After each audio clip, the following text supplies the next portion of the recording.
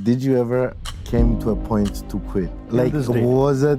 Till this day, every single day, I always rethink in my mind, is it worth doing it? Because you see your friends go to a party on the weekend. You see everybody on social media having fun. And you are coming to the office on a Saturday evening, Sunday. And it makes you rethink, is it really worth it? Do you feel like there's a pressure on you, like now you have to make it? There's no plan B? Because we're already telling the world that this is what we're doing. 100%. That's If you very don't true. have plan B, Very true. what you gonna do? Right. If you have a plan B, Yeah. you're setting yourself for failure. You're like, oh, it's okay, I'll have a plan. No, Yes. we're gonna make it happen. Exactly. We make the choice Yes. and we go for it, right? Yeah. Like, what's something like you were like, oh man, somebody should have told me that thing. Don't expect your friends and family to support you in the beginning days.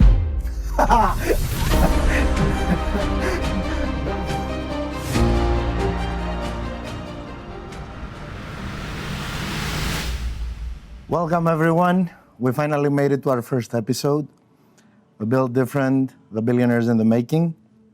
I'm here with a great friend of mine, a very, very intelligent young man, a guy that moved into Canada when he was very young, and he's doing some great things here, and he's moving forward in life without having support from anyone.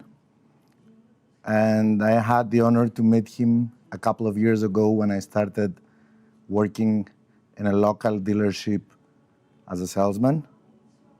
And proudly I can say that he's my friend right now. Manav, welcome. Yes. Thank you for having me, man. It's amazing. Great introduction. I love it. It's always, you feel really good when somebody introduces you. And they're like, really? That's the perspective you have in your mind? That's amazing. I know we've been talking for a long time to do a podcast. We Yes. actually tried to be guests at someone's podcast. Exactly. I think he canceled us at one At the moment. He's very like, last moment, it's like, oh, I have something going on in my life. right yeah, now, so- I was like, you're not going anywhere, man. Yes. It's not gonna happen. But you know what they say? Everything happens to you. No, I don't know what the real thing is. Everything happens for you, not to you. What? Yeah, right? I know what you so mean. Yeah, we are grateful that that podcast didn't happen at that time, so that now we are having our own. a year later, we're having our own Exactly. podcast. That is crazy. Right. That is crazy. Yeah. I'm so happy we're doing this, and I'm so happy to be on this new adventure with you. Yes. I'm pretty excited of what the future is bringing. Yes. Let's dive into it though, because Okay. I know we have lots of things to talk, and every time when we start our conversations, Yeah. we usually deviate and we start going very deep in Exactly. to the exactly. things. That's what I love about our talks, right? You know, it's authentic, and we go deeper and deeper into subjects that makes us where we want to go. Yeah. So I think like if the viewers can understand what's going in our mind at the moment and what we're trying to build, and we are the good thing is we are documenting everything from day one. Yeah. So once we made it, that we think when we really make it, people will exactly know how we got started, what we are doing on day-to-day basis, and that's something like I don't think so anybody has done that before. I don't think so either. Like we're documenting everything from day one. Yeah. Like everybody usually shoots flashbacks on Yes. trying to show how they did it, Yes. but after they already made it. We're trying to keep everything and everyone posted. Yes. Like on real time, how we're doing things. Exactly. And now, hopefully one day that documentary will be after our success, Yes. obviously. Do you feel like there's a pressure on you, like now you have to make it, like there's no plan B? Because we're already telling the world that this is what we are doing. 100%. 100%. It's a good type of pressure. Yes. And honestly, the one thing that I believe held me back in my life and actually holds back lots of people Yes. is the plan B. Exactly. If you very don't true. have plan B, Very true. what you gonna do? Right. If you have a plan B, Yeah. you're setting yourself for failure. You're like, oh, it's okay, I'll have a plan. No. Yes. We're gonna make it happen. We make Exactly. the choice Yes. and we go for it, right? Yes. But the good thing is the business and the industry that we are in, everybody needs it. So there is next to no chance of being failure in this industry. No, as no, long as that- you don't do it right. As long as you do it right. you mean. Exactly. That's true. Very true. Yeah. Manav, what made you start your business in the finance industry? what made you choose finance industry to get going in your business? Exactly. Really good question. I think it'll take me at least a few minutes just to answer it, because I want the people to understand why I got into the business, and then I'll talk about what we do on day-to-day basis. So I'll tell my story a little bit. So I came to this country 17 years old. I celebrated my 18th birthday in Canada. Nice. By Almost- yourself? Yes. So you came here, you moved in Canada by yourself. No mom, no dad, 17 years nobody, old. Nobody. I mean, that's how majority international student comes in. And that's actually taught me the best thing in my life, how to survive. And when you start in the business, that's what you need, right? You need to know how to survive in the business. So I'm like, if I come to this country, just being 17 years old, I know how to survive. So whatever thing I can get into, I can survive easily. So for me, survival is not the factor that I need to worry about, because I've already done that part. Like what worse could have happened to you when you are 17, 18 years old, moving into a totally unknown country where you don't know anybody. And English is my third language. So just so you guys know, if you don't understand my accent, because I speak so many other languages as well, so just read the captions below. Weren't you scared, like, when you decided, like, I know you're, like, when you were young, when you were a baby, like, your dad used to be very wealthy. Yes. Very wealthy family, right? Right.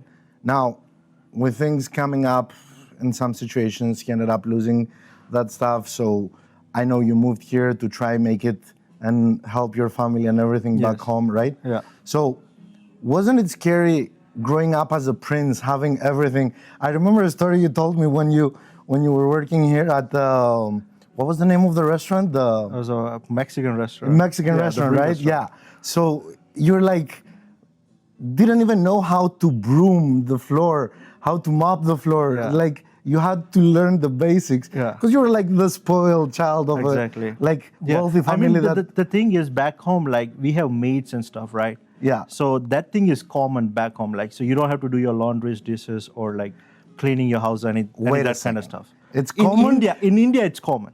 Not for everybody. Not the things we see on TV for Indian people. Like it's people, not for everybody. in You know, India. when people, it's like people glorify the things so much, and when they have to show the bad part, they'll glorify the bad part as well. Okay. But there is money in India.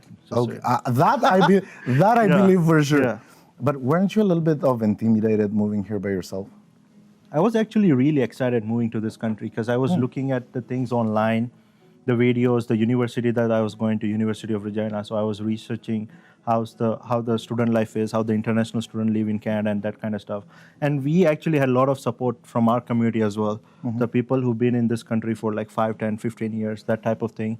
So they were there to support you, but not pretty much every step of the way. So you still have to figure it out, that where you're going to work, how you're going to pay your bills, you know, the place to live, that type of stuff, and pretty much which industry you'll be growing your career in.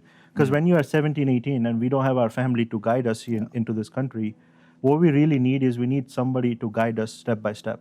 100%. And I look at right now, when I was 17, 18, it's like I always tell this to people, like opportunity only looks like an opportunity if you look it backwards. Before it looks like a risk. That is so true. Right. So every steps that I've taken so far, it's in my mind, technically it was a risk. But now I look at it, I'm like, oh my goodness, that was the best step I could have taken. Here's the craziest part. Few people take that risk and turn it into an opportunity. Exactly. That's what separates the 1% from the other 90%. Yeah, it's like you get really good at smelling opportunities. 100%. And now, whatever things that I get into, I can smell opportunities easily. Because I've trained myself on to look at the positive side of the things, not the negative side of the things. And that just helps me to grow myself and the business. So to answer your question, came to this country, 17 years old, and started working in a restaurant. I tell people, like, hospitality is the best industry to work in. Like, majority people say it's long hours, hard work, that type of stuff. But as I said, you look onto the positive side of things, it helps you connect with people. Because people come to the restaurants to eat food, enjoy a good vibe or whatever that might be. I believe that hospitality industry is the best school to start. Exactly. It teaches you people skills. Yes. which 99.9% of the businesses out there are based on people skills. So that's very true. And you actually know how to connect with people, because when you take their order, like you're not rude to them. So now when you go into other restaurants, you're not rude to the person who is serving you, because you understand the emotions that they're going through, you know, because the past customer might make them angry or that type of stuff. But now you understand the emotions and stuff. So I got into the hospitality, and I was always type of guy who always looks on what's the next thing. Yeah. And I thought that I'm really active on LinkedIn, and I was looking at the career path of people on how they are moving their careers. And I always believe this, that you interview your future. So if somebody who is watching it super young, what you need to do is you start to interview yourself and your future. Meaning, let's say you're working at a place, you interview your manager, general manager, whatever the hierarchy your corporation is following, and you ask them, hey, if I be in this industry or with this company, what does my future look like? Yeah. For next 2 years, 5 years, 10 years. I think that the biggest mistake that people are doing when they're trying to grow at a job, or mostly at a job, because in their own business, it's up to their hands, is that they ask what I'm going to get for raise. It's not what can I do for your business. Exactly.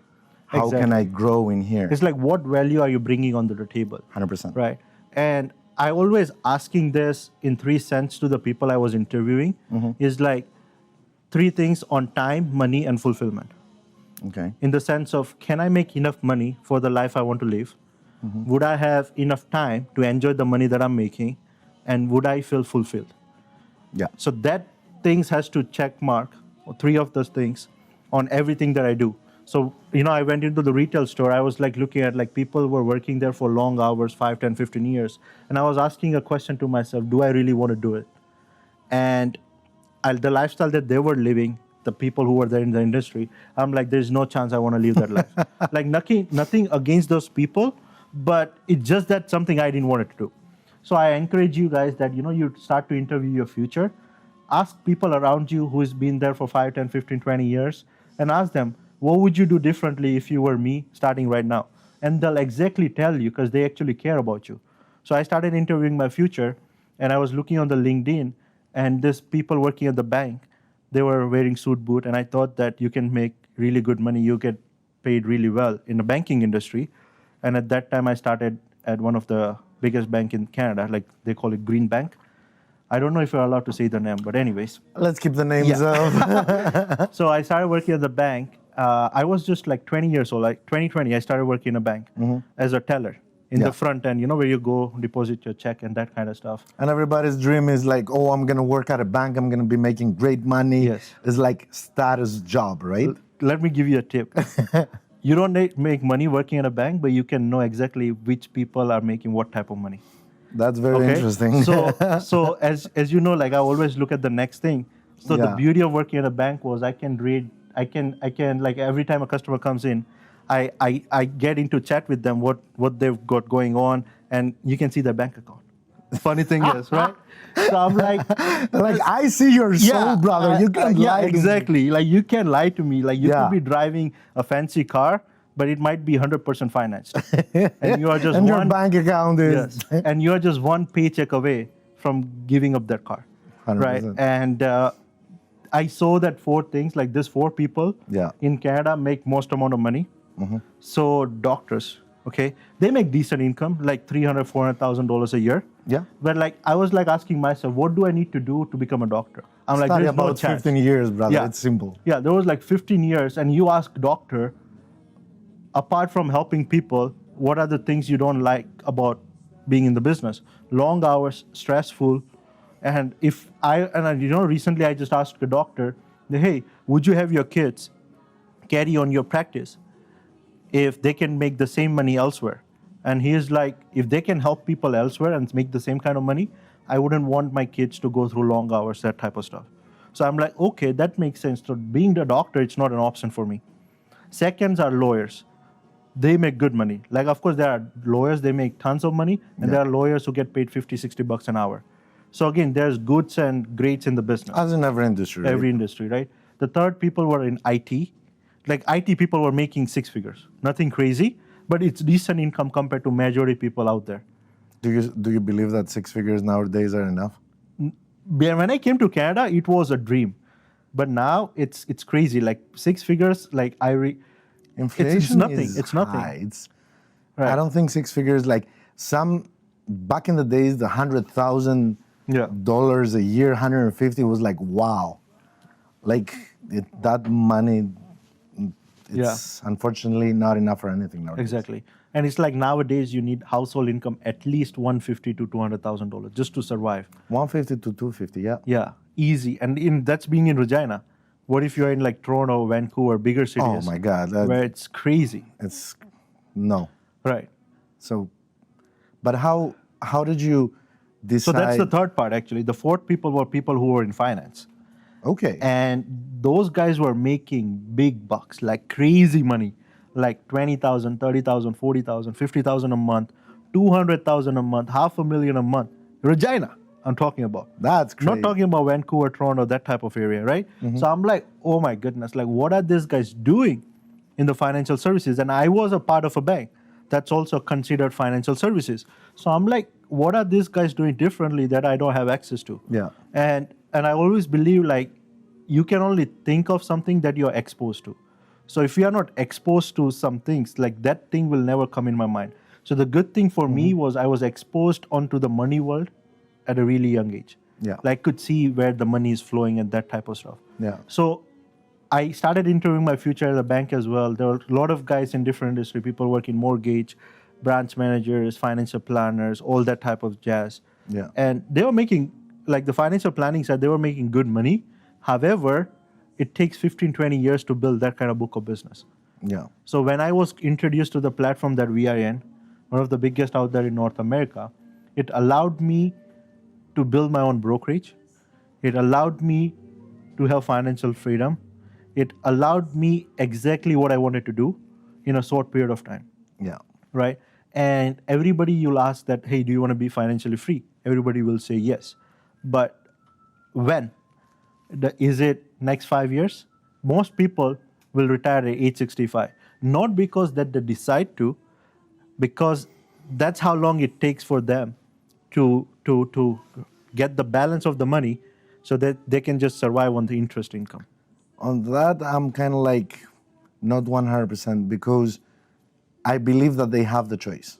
Yes. Everybody has the choice Exactly. to decide what they have to do to retire at the age of 30, 40, 50.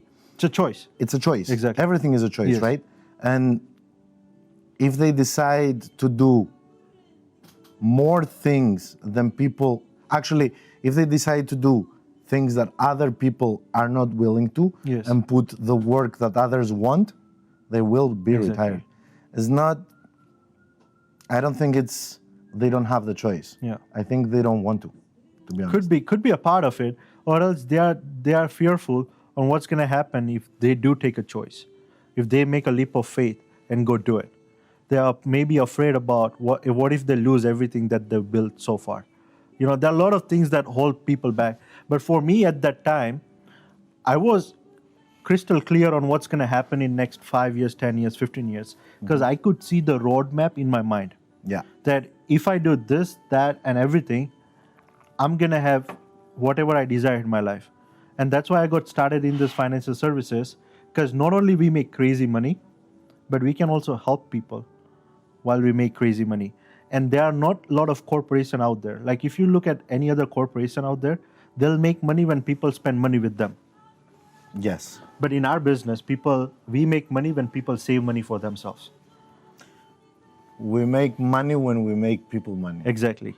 Right? Which is, I think it's kind of a service to people. 100%. And it check marks the last box, right, of fulfillment. So I can make crazy money. I could have time because I have the team and the platform and the business working for me, working with me.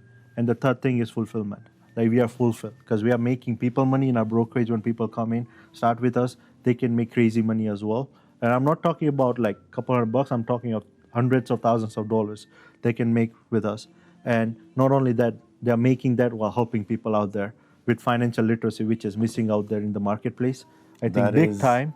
Right. Unfortunately, our schooling system has failed us because they don't teach stuff like that in Exactly. school. They don't teach the kids what's compounding. They don't teach the kids anything about finance. Exactly. They teach the kids Yeah. how to follow the rules, Yeah. how to be a nice and good Yeah. employee, Yeah. how to not cheat the Yeah. system, how to be an exceptional, Perfect human being.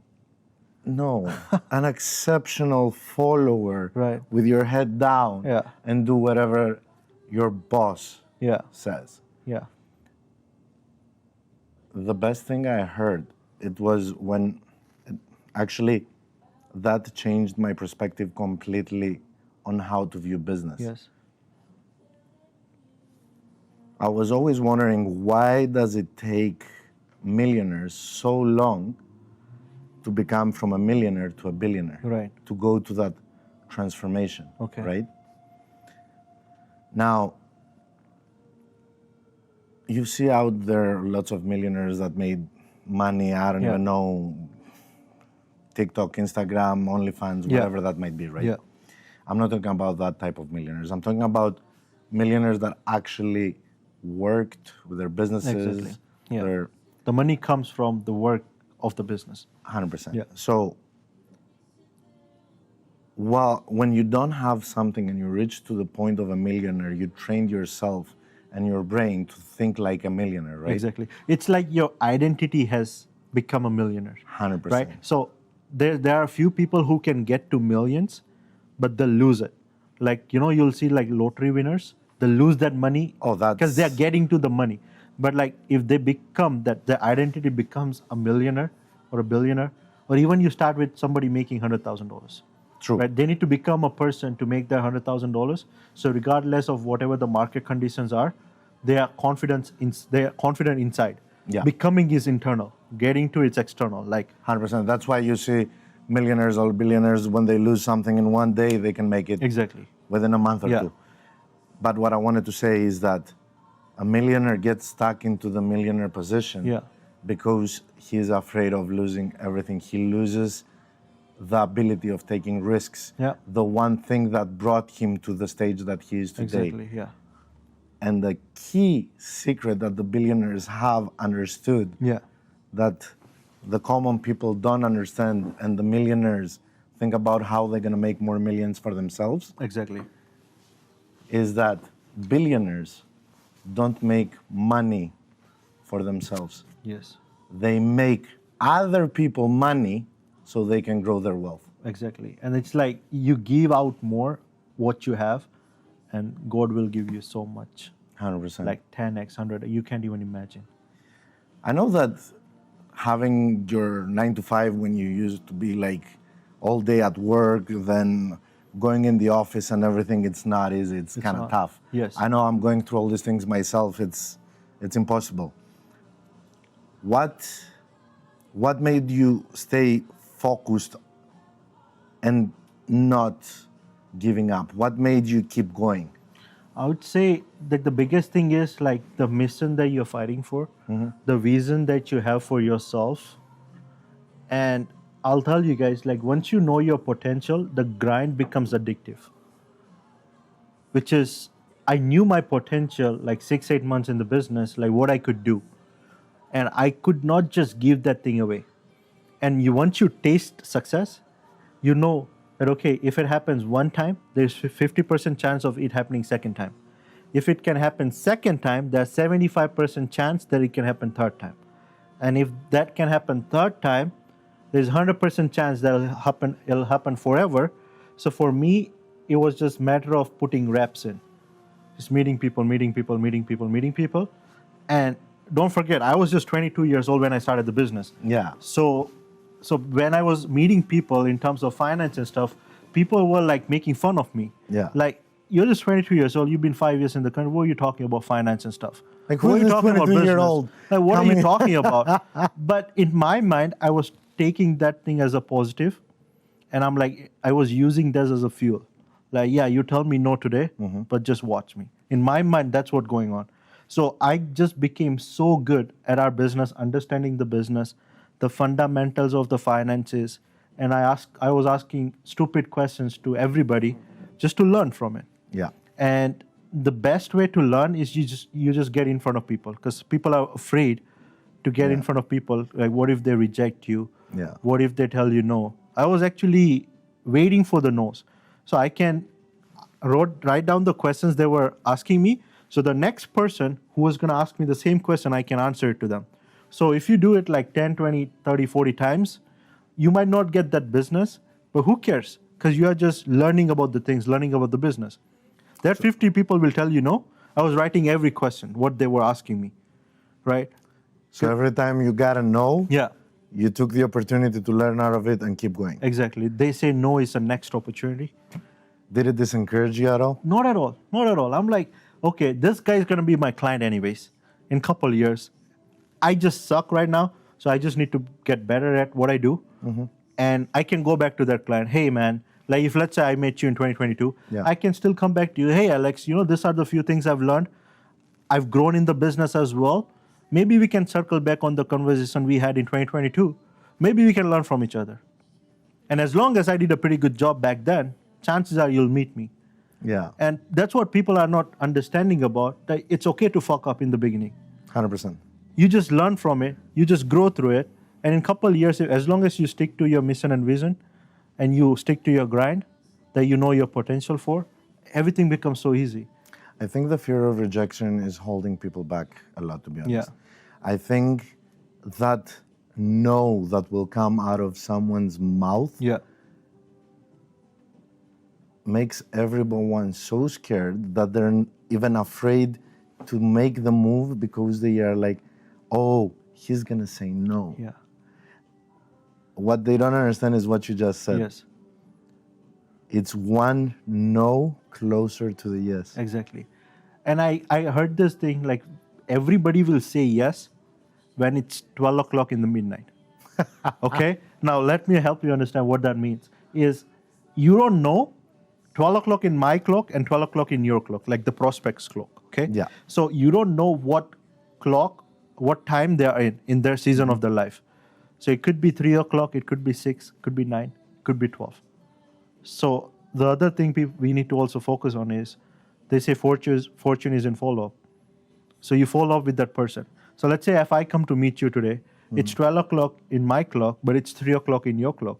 I'm not going to be there signing that paper that you want, right? Or it could be totally different season of your life, Yeah. that you're just going through so much, and it's just understanding people, because at the end of the day, every business is in people business. Yeah. So you just understand people and the psychology of people, and you just understand, okay, this person is just going through a different season of their life. As long as I do a great job on educating them, when that person is ready, that he's gonna call me, she's gonna call me. And sometimes they might not be even ready to listen. Exactly. Like, you might have got me at a really bad day today.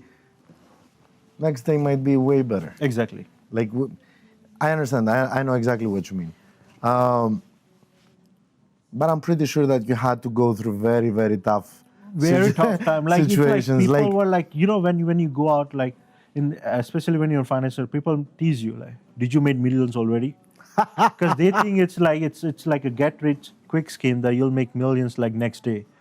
But the good thing about me is I did not. I was building my foundation. Yeah. So I was just ignoring the noise.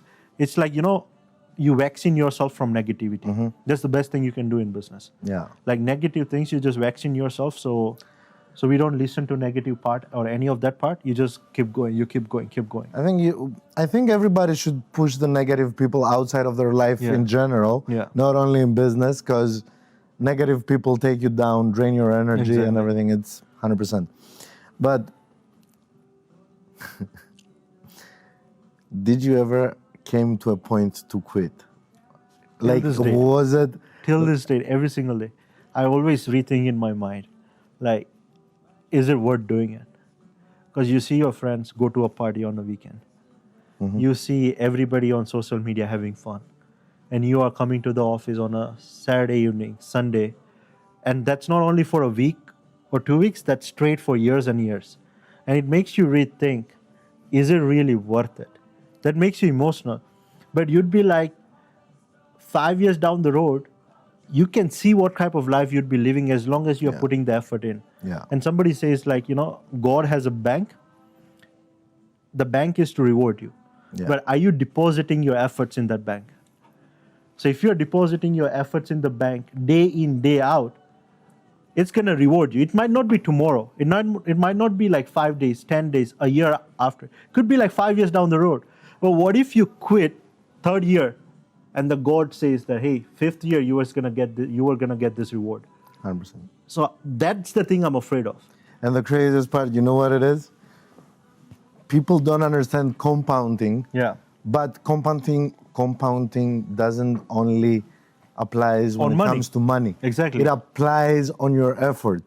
Every day, every small little brick of effort that you're adding to yourself, investing in your business, educating yourself, every small step will compound, and one day you will see the huge results. But I think like the social media has done a lot of damage in terms of entrepreneurship and stuff, because they only show the glorified things. They don't show the hustle that the person is going behind the camera. What is your definition of entrepreneur? I want to see if we're on the same page. I don't know. Because lots of people misunderstand for me that definition, right?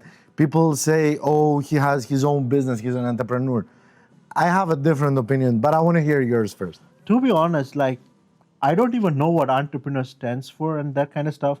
Like when I started the business, I didn't even know how to write entrepreneur. Because it's a crazy word. Like you get like, is it E-N-T-R-E or is it, what is it, right? Yeah. I mean, to be honest, for me, entrepreneurship, it's just self-development. That's how I see it. Because when you get into business or entrepreneurship, it's going to highlight or spotlight the weakness in your character. Okay. You could be a good person in sales or whatever, but it highlights, hey, you're not a good person managing the team. Because entrepreneurship, a part of it is you need to manage the team. You need to lead the team. So for me, I see entrepreneurship as a personal development. You get into entrepreneurship so you can become a better person. Okay. Now, it could be to make 6 figures, 7 figures, 8 figures. I think it's just a byproduct of the person you become. So that's how I see it. Like, I'm not putting a meaning of business behind it, because you could be an entrepreneur in cleaning business. You could be an entrepreneur in wherever. So that's what I see. I see it as a personal development. In a sense, I understand what you mean, yeah. For me, entrepreneurs are people that have brain damage. Yeah. Because you cannot be an entrepreneur and not have a tick in your brain. Yes. Like eating shit every day, people stepping on you, throwing you down, crying at night, waking up in the morning and keep pushing. Exactly. You have zero money in your bank account. You have to pay bills. You have to pay everything. You figure out a way to pay all those things.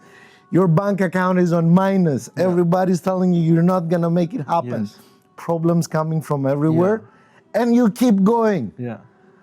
You have to be like, for me, I know I'm damaged on my brain when it comes to that sense. Yeah. I'm like, there's something wrong with me. Right. That's how I see entrepreneurs.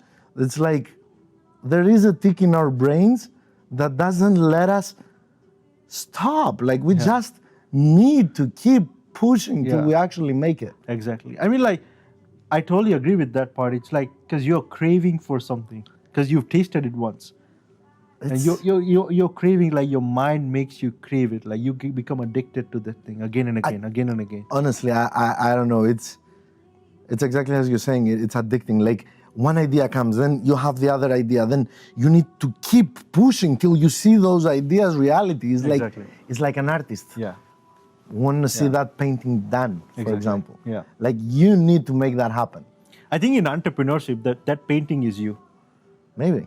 You're becoming a better person. Your vision, the way you grow. It's like you're creating that. You become an artist, right? It's like, and that artist is, in a sense, you're designing your own life. In a sense, 100%. Right. This just came out, bro. I think. I'd never read this thing before or any of that stuff. That will be a new slogan online. Like you'll see it everywhere now. Going like entrepreneurs, you become an artist of your life. I love it. I love it. That's a good way to put it, actually. And it includes everything. Your art, the work that you do, because you need to become an artist, you need to be good at what you do.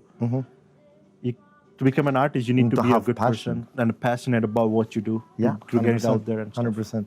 I love it. I love it. That is crazy. How do you stay focused? What do you do to stay focused even when business is slow? How do you stay focused when money is not coming in? Because in business, there is months that you get money rolling for 2, 3, 6 months. Exactly. And there might be a dive like for 2, 3 months, dry out. How do you motivate yourself to keep going? How do you push through that thing? How do you stay focused? For me, at the end of the day, it's like if you're doing any business, if you're doing the business for the money, I don't think so that person should be in the business at all. But I'm sorry, is As it a byproduct, the byproduct is money. But if the intention is, oh, I'm going to make $10,000 doing this business, because when the hardship comes, that's the first person to quit, because they are not attached to the things that the business is giving it to them. That's where I wanted to take that conversation, and thank you for that. Yeah. I always believed that the why, if it's not big enough to make you cry, you're gonna cry because you lost everything you didn't do. Exactly. Like your why should be so big that it brings you chills when you think about it. So when you talk about being focused, when the money doesn't flow in, it's exactly like why and what is the reason that got you started in the business in the first place. And if it's money, it's so surface level. I would encourage people to get deeper and deeper on what the next decade is going to look in that business they're in. Because I heard this thing, like millionaire things in days, billionaire things in decades. So for me, the business that I'm in, it's not for days or months or years. It's for decades. Because it's going to be there forever. So I'm like, what this day, the bad day that I have today, it's going to do? Nothing. Because I'm doing it for next 5 years, 10 years, 15 years, 20 years. So I'm doing it for decades. Even if it was a bad month. And I have this slogan. If you have a bad day, don't look at the day, look at the month. If you have a bad month, don't look at the month, look at the year. And if you have a bad year, don't look at the year, look at the next 5 years. And if you have next bad 5 years that which not going to happen, look then at you're the decade. done. Then you're done. But look at the decade. And when you have this long-term mentality in the business when you're starting out, everything changes. Like you don't really look at the things that's going on day in, day out, because you are actually looking at the bigger reason that's way bigger than yourself. And at the end of the day, you're just self-improving internally. And that's what I've done last 3, 4, 5 years. Just self-improve the heck out of myself. In terms of everything, like could be reading books. Sometimes I get bored reading books. I'll just listen to podcasts. Like everybody around me personally who know me personally knows that I'll listen to something for at least 30 to 45 minutes per day. Like I won't do dishes like my sister knows, but I'll listen to a podcast. You don't even go out. Like you are the oldest 25-year-old I've ever met. Four. Okay, I'm sorry. The oldest 24-year-old I've ever met. You're like a 24-year-old guy. Actually, you're a 50-year-old guy and a 24-year-old But buddy. I think it's not the age. It's the mindset, right? I think people give meaning to the age a lot. Like anybody, like I've seen 40 years boys and I've seen 20-year-old men. I think it's the responsibility that you have on your head and the vision that you are trying to craft out for next 5, 10 years that gives meaning into your life. Very, very, very well said. And a person could be way wiser than me, way intelligent, smarter than me at the age of 20, just because they've self-improved so much in them. What's one thing that you wish you knew before you started your journey? Started my business, you mean? Like your journey into the entrepreneurship, like becoming a business owner, trying to grow all that thing. Like, I think what was like something that you wish somebody told you, like, hey, don't do this, or if you do this, like, what's something like you were like, oh man, somebody should have told me that thing. Don't expect your friends and family to support you in the beginning days.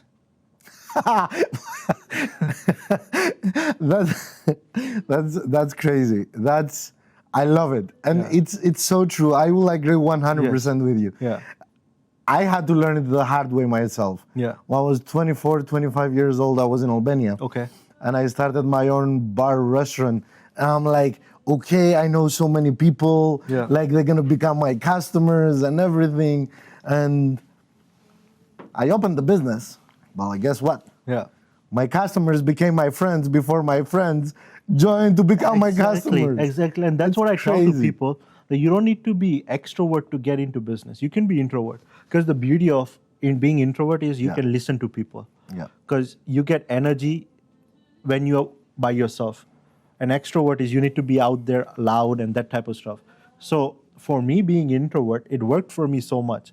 So I encourage people who are introvert, who don't talk to people, who doesn't have people skills, don't worry about it. You don't need that. Use that in your favor, so that when you're out there in the public, like you'll be the last person to speak, but you would have an leverage because everybody is speaking in the room. And you'll be the last person and you'll have different perspective and then you'll say your perspective. Yeah. Which is a game changer when you are in a meeting with 5, 10, 15 people, which is totally game changer. No, I agree that they say always be afraid of the quiet guy in the room. Exactly. That is, Because they are noticing everything, what you say, your body language, why you say it, like what's the reason behind it. Yeah. And somebody said to me, like, Manav, look at the root, not the fruit. So when somebody says something, I'll look at what is the root cause that makes that person say something. So if person is giving me negativity, I would say, what is the root cause of that person to give me negativity? Yeah. Is it because that person had a bad day, or that's just how that person is? And once I understand the people's psychology and stuff, it makes my life way easier. That is fair point. And the craziest part is we always believe that the people that are closest to us will be the first one to support us. Yeah. And honestly, I believe that 90% of the times I will say, because there's always exceptions, Exactly. the people that are closest to us might be the ones that are holding us back. Could be. Because they are used to the person we are. They feel very comfortable very true. with the person they have in front of them. So when we start changing, developing ourselves, learning new skills, and Bang on. moving forward, Yes. they are afraid that they might not like that person, Exactly. right? Just to give people the tip, what I used to do, the people that I knew personally in 2022 when I was starting in the business, now what I know, use that people to get good in the business. Yeah. Right? Let's say you want to prospect them, right? The people that you hang out with every single day or maybe once in a while. I would just say, whatever business that you are in, it could be real estate, mortgage, financial services, any of that kind business, just go to those people that you know that they're going to say no already, and just practice with them. Because they're going to ask you stupid questions. And once you know how to answer those questions and rejections, once you get in front of a real prospect, you'll be so good. So initial that 10, 20, 30 people that you know already, just, hey, I just need to come see you just so that I can practice with you. I know that, hey, Alex, I know you personally, you're not going to do business with me. But hey, I just need to understand this thing. Can you just be my role play or whatever that kind may be? Yeah, I just want to see how it feels exactly. to present my product or my business or Exactly. whatever. It could be a clothing company. It could be a food. Whatever that might be. Yeah. Just have them people as your initial clientele, just so that they can guide you and they can tell you the real feedback. And take that feedback as a constructive criticism so you can become great at what you do. And after a couple of years, those people will become your client anyways because they don't have choice because you're doing so good. Yeah, that's true. Don't take that feedback like, oh, he told me that I'm not good at what I'm doing. Like, he doesn't know what he's talking about. Like, take why he said what he said. Exactly. Do you believe that sales should be something that everybody should practice? Everybody, I think, because what is sales? You know what? I meet a lot of people and I have privilege just because of the business that I'm in. I get to meet a lot of people from different ethnicity, different communities, different walks of life. And the one thing they'll tell me is that, hey, Mano, I'm not good at sales. Or I don't want to get into sales. I don't want to, or I'm not good at it? Both, actually. I'm not good, it's something can be fixed. Yeah, exactly. But I tell them, you telling yourself you don't want to get into sales you're already a great salesperson because you're convincing yourself that you're not good at sales. So I'm like, you're doing pretty good for yourself. you're closing already yourself, Blur. What is- Exactly. And the hardest person to close is yourself on something. So if you can close yourself that you're not a good salesperson, what makes you think that you cannot sell this product? Yeah, Right? 100%. And the business that we are in, there's no sales involved technically. Why? Because everybody's touching money day to day. That is the most important part of their life. Everybody needs to understand how money works. Everybody needs to understand how they can save money on taxes, because lately nobody wants to pay taxes, especially in Canada. They need Nobody wants to pay. If someone wants to pay taxes, Yeah. you guys are at the wrong podcast. I'm just telling you, Yeah. have a nice day, and I'll see you never. I would say at least 10% of you should pay 10 as a what do you call it, a civilian or whatever that might be. Listen, 10%. brother. Listen, brother. The rules are made that if you know how to, you should not. At Simple least as that. 10%. That's Sure. That's just one part. That like the weakness in myself. At least 10%. No. To Sure. support the government and anyways. But anyways. Sure. 100%. So coming on to that sales part, every breath of a person is sales. 100%. It's like, let's say if I want to go to a restaurant and I tell my sister that, hey, let's go to this restaurant, and she wants to go to somewhere else. I need to close her the why we should go to that restaurant that I want to go to. Yeah. And she'll be closing me on why we need to go to other restaurant. 100%.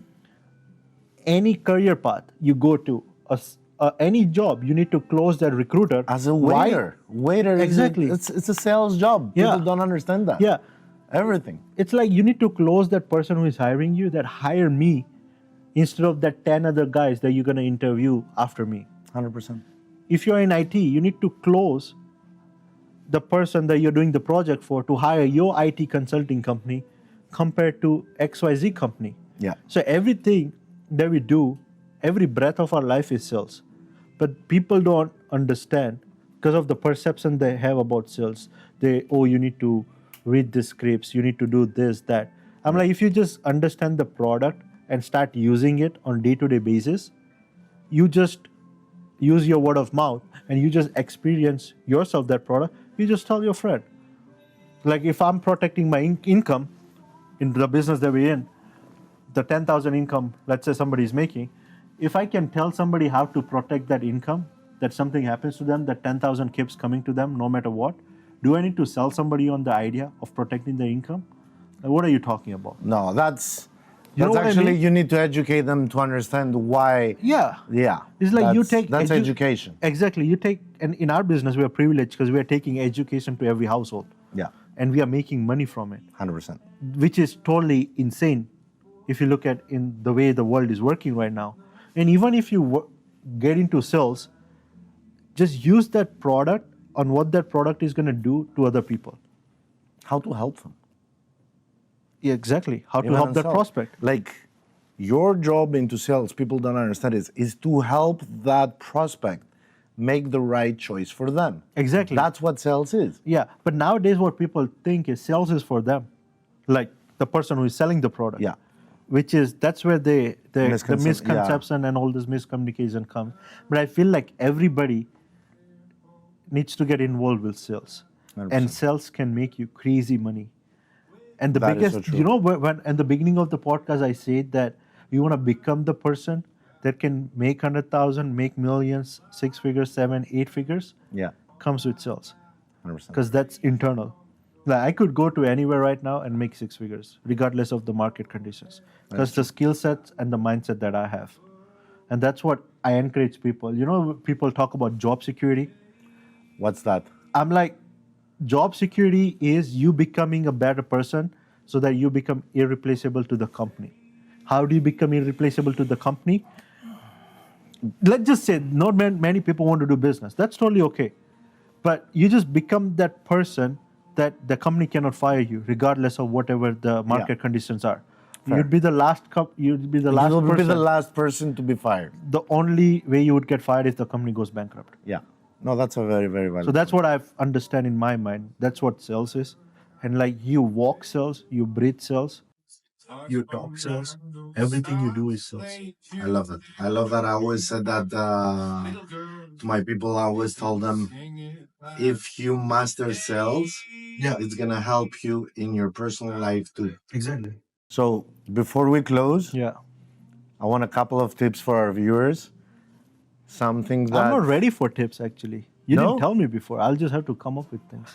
Anyways, I think it might be good. So let's see. That's the best thing when it comes from heart. Right. Like 2 tips that you believe helped you and it will help them in their starting career or in their lives. I would just say number 1 would be, maybe I'll just give one actually. Okay. Because that's actually a good one. That has helped me a lot.